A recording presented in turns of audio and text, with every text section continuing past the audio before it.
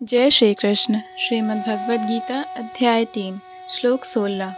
एवं प्रवर्तितं चक्रम नानुवर्तयति यः अघायुरिन्द्रियारामो मोघम पार्थ स जीविति। हे प्रिय अर्जुन, जो मानव जीवन में इस प्रकार वेदों द्वारा स्थापित यज्ञ चक्र का पालन नहीं करता, वह निश्चय ही पाप में जीवन व्यतीत करता है।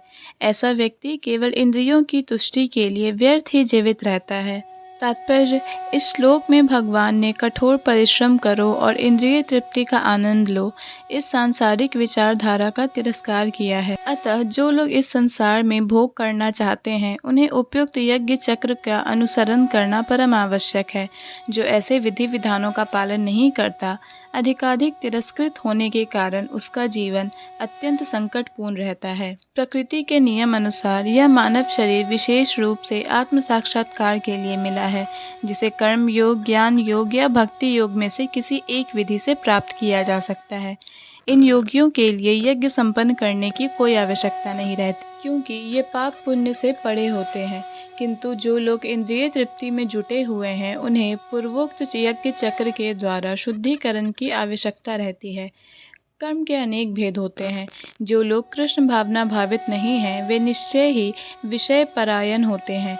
अतः उन्हें पुण्य कर्म करने की आवश्यकता होती है। यज्ञ पद्धति इस प्रकार सुनियोजित है कि विषयोन्मुख लोग विषयों के फल में फंसे बिना अपनी इच्छाओं की पूर्ति कर सकते हैं। संसार की संपन्नता हमारे प्रयासों पर नहीं, अपितु परमेश्वर की पृष्ठभूमि योजना पर निर्भर है, जिसे देवता संपादित करते हैं।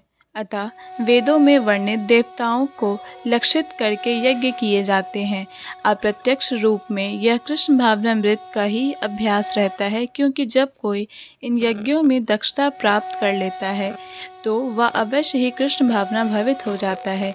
किंतु यदि ऐसे यज्ञ करने से कोई कृष्ण भावना भावित नहीं हो तो इसे कोड़ी आचार संहिता समझना चाहिए। अतः मनुष्य को चाहिए कि वे आचार संहिता तक ही अपनी प्रगति को सीमित न करें, अपितु उसे पार करके कृष्ण भावनामृत को प्राप्त हों। जय श्री कृष्ण। भगवद गीता के सभी श्लोकों को सुनने और समझने के लिए हमारे चैनल को सब्सक्राइब करें। अगर वीडियो पसंद आया हो तो इसे लाइक और शेयर करें।